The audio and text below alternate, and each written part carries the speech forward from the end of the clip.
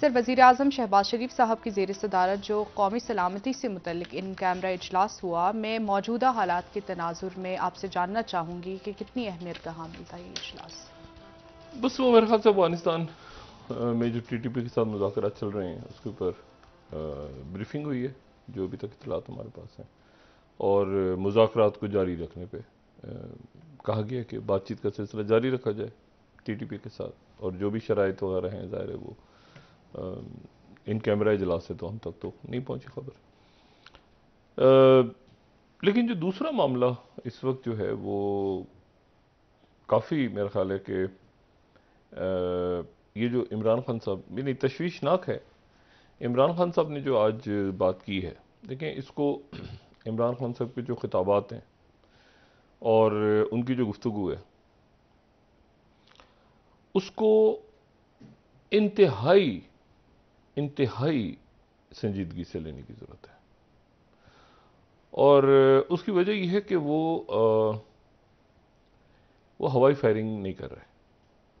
वो अच्छा। हकीकतन ये जो मुल्की सूरत हाल है ये एक तसादुम की तरफ जा रही है, और मैं उसकी वजह आपको बताता हूँ। एक तो वो बातें हैं जो वो कर रहे हैं और वो सोशल मीडिया पे चल रही हैं, और मुख्तलिफ जो सहाफ़ी हैं उनको हरासा किया जा रहा है, और सारी बातें अपनी जगह। लेकिन दो बातें इसमें। पहली बात तो ये कि इमरान खान साहब ने कहा कि उन्होंने दो चार दफ़ा ये बात की कि मैंने जो है वो एक रिकॉर्डिंग करा के रख ली है। अच्छा, इससे पहले ये हुआ कि इस तरह की बात मैंने बेनज़ीर भुट्टो साहिबा से सुनी, अच्छा। और वो 18 अक्टूबर को, जब पाकिस्तान 18 अक्टूबर 2007 को जब पाकिस्तान आ रही थी, तो पाकिस्तान आने से एक रात पहले, यानी 17 अक्टूबर की रात, उनका और जरदारी साहब का, दोनों का इंटरव्यू जो था वो लाइव ऑन एयर मैंने किया दुबई से। बेनज़ीर भुट्टो साहबा ने और जरदारी साहब ने दो इंटरव्यूज़ गालिबन ऐसे हैं जो किसी भी टीवी चैनल पे या कहीं पर भी उन्होंने एक साथ दिए, और वो दोनों इंटरव्यूज़ जो हैं वो मुझे ही लेने का इत्तेफाक हुआ। तो बेनज़ीर भुट्टो साहबा 17 तारीख को जब जरदारी साहब और बेनज़ीर साहबा, ये जो जगह नज़र आ रही है जहाँ पे अभी हम शॉर्ट्स में देख रहे हैं, ये जो जगह है ये एक एक होटल है दुबई का, और वहाँ पर उनका एक साइट का कमरा जो है, उनका एक हॉल छोटा सा, वो हमने वहाँ पर अपना छोटा सा स्टूडियो सही। बनाया था। ठीक। तो वहाँ पे दोपहर का खाना खाया बेनज़ीर भुट्टो साहबा और जरदारी साहब और बिलावल भुट्टो जरदारी साहब और दोनों साहबजादियाँ लंच पे, मैं और डॉक्टर आसिम और कुछ देर के लिए रहमान मलिक साहब आए, फिर वो चले गए, और फिर उसके बाद ये रिकॉर्डिंग हुई। अच्छा, अब मुझे बखूबी इस बात मतलब ये बिल्कुल कल की बात लगती है।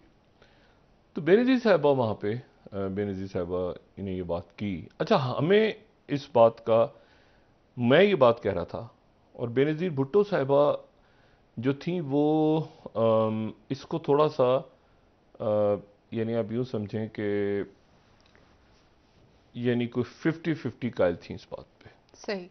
ठीक। लेकिन मैं उनसे ये, अब जाहिर है कि बेनज़ीर ऐलान हो चुके हैं और बड़े इस्तकबाल की तैयारियां सब कुछ, तो बेनज़ीर भुट्टो साहब से मैंने कहा कि जी वो ऐसा है कि अच्छा उनसे कहे ना, कोई बात, कहते मुझे डरा रहे हो तुम, मतलब एक ये वाला मसला। तो मैंने बहरहाल ये बात उनसे इंटरव्यू के दौरान उसमें भी, और जहाज़ के अंदर भी, चूंकि साथ वाली सीट थी, तो उनसे मैंने कहा कि जी अटैक, मुझे पता नहीं क्यों ये लग रहा है कि आप पे अटैक होने जा रहा है। और उसके बाद ये हुआ कि जब कारसाज का वाक़या हुआ, तो एक हमारे, मेरे बड़े प्यारे जो कैमरामैन साथ थे, बिल्कुल चंद मीटर के फासले पे जब ये ब्लास्ट हुआ तो वो ऐसे कैमरामैन चलते हुए सामने, वो ऐसे सामने सामने, तो मैंने कहा यार ये इतना धमाका और खून और लाशें और बिल्कुल, वो तो मैंने कहा ये मेरी तरफ आ रहा है चलता, तो मैंने आवाज़ लगाई, मैंने कहा अरे भागो निकलो जाओ जाओ, तो वो ऐसे मेरे ऊपर गिर गया। तो ऊपर गिरा तो मुझे पता चला कि उसकी कमर के अंदर एक बड़ी रॉड जो यहाँ चेस्ट तक आई हुई थी और उसकी डेथ हो गई।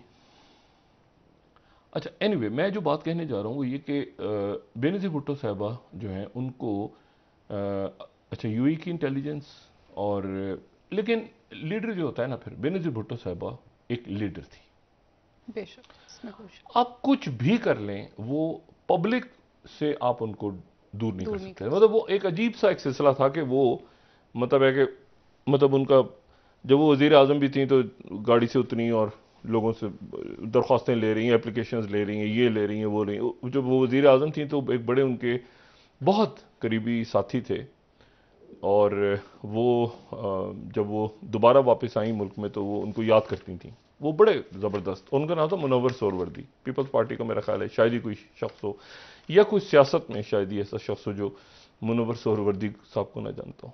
तो उनका लेकिन इंतकाल पहले हो गया था। तो मुनव्वर सोहरवर्दी साथ होते थे बीबी के हमेशा। एनीवे, मैं सिर्फ ये कह रहा हूं कि बीबी तो वो कारकुनों में, लोगों में, सब में। उसके बाद खैर वो चलता रहा मामला, कारसाज पे हुआ, फिर उसके बाद 27 दिसंबर का सानिया पेश आ गया और उसके बाद वो बातें सामने। जो बीबी ने आने से पहले कह दिया था, 2-3 लोगों पे उन्होंने इल्ज़ाम आयद किए थे कि इन लोगों से जान का खतरा है।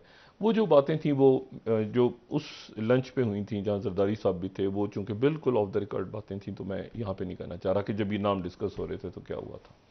बिलावल भी थे वहाँ पे सारे। लेकिन मैं आपको सिर्फ बताना चाह रहा हूँ कि जो बाज़ दफ़ा ऐसा होता है कि यानी ये तसव्वुर नहीं था किसी को कि बेनज़ीर भुट्टो साहबा जो है वो उनकी शहादत हो जाएगी और वो कह रही थी कि मेरी जान को खतरा है और मैंने नाम। अच्छा, अब इमरान खान साहब जो हैं, इमरान खान साहब की जान को जब अच्छा मैं आपको बताऊं, दिसंबर में जब ये वाक़या हुआ ना, तो हमारा तो चैनल बैन था उस वक्त, मैं जिस चैनल पे था तो चैनल पे बैन था, तो मैं बस बदकिस्मती है कि वो, यह शायद खुशकिस्मती है कि उस पर कोई कमेंट्री नहीं दे सका, उस पर कमेंट्स नहीं दे सके हम लोग 27 दिसंबर को। लेकिन मैं आपको सिर्फ एक बात ये बताऊं कि इमरान खान साहब की भी जान को खतरा था उस दिन। उस दिन जो अलर्ट था ना वो ये था कि किसी को हमें एक फीलिंग थी कि इमरान खान साहब या बेनज़ीर भुट्टो, हालांकि इमरान खान साहब उस वक्त बिल्कुल, अब नोट करें कि जब बेनज़ीर भुट्टो साहबा के ऊपर अटैक हुआ तो इमरान खान साहब आपको नज़र, मतलब यहाँ पे कहीं नहीं है, कहीं आपको इमरान खान साहब नज़र नहीं आएंगे।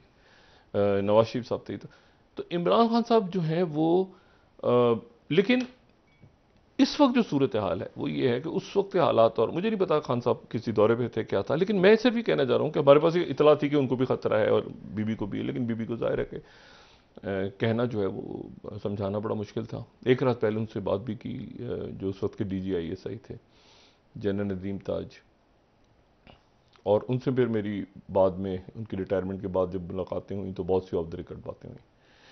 लेकिन मैं आपको सिर्फ ये बताऊं कि इमरान खान साहब की जान को हकीकतन खतरा है। अच्छा, अब लेकिन इस पूरी सूरत हाल में 2-3 बातें हैं। पहली बात तो ये है कि इसमें कोई थर्ड फोर्स भी आ सकती है ऐसे मौके पे, ठीक है, कोई तीसरी कुव्वत फायदा उठा सकती। दूसरी जो बात है वो मेरे लिए बहुत तशवीशनाक की है कि सियासी हिद्दत जो है वो बढ़ती जा रही है। यानी अल्लाह ताला दर्जात बुलंद करे, काजी हुसैन अहमद साहब ऐसी शख्सियत थे जो हर तरफ बात करते थे और उनकी बात, मतलब ऐसे कदावर लोग हैं नहीं। शाह अहमद नूरानी साहब और नवाबजादा नसरुल्लाह खान साहब, यानी ऐसी शख्सियत थी जो इस ऐसे मराहल पे दरमियान में आके, इवन असगर खान साहब, ऐसे लोग जो दरमियान में आके ना तो उनकी बात सब सियासतदान, हाँ कि भाई ये आ गए हैं तो हम इनकी बात। अब चूंकि सोसाइटी में इतनी पोलराइजेशन हो गई है कि अगर आपने सिर्फ इतना कहा कि जी वो ऐसा है कि काजी हुसैन अहमद साहब ने ये बात तो ऐसे की थी और ये बात है, तो वो पूरे जो है ना वो एक पूरा का पूरा वो ऐसे हो जाएगा, लोग डिवाइड हो जाएंगे, लोग डिवाइड हो जाएंगे। यानी कोई भी शख्सियत इस वक्त जो है वो इनके दरमियान मीडिएटर का यानी मीडिएटर का रोल, ना कोई शख्सियत ना कोई अदारा, ना कोई शख्सियत ना कोई अदारा, इदारे भी नहीं। अदारा इसलिए नहीं कि वो इमरान खान साहब तो कह रहे हैं ना कि अदारों को भी ही तनकीद कर रहे हैं ना वो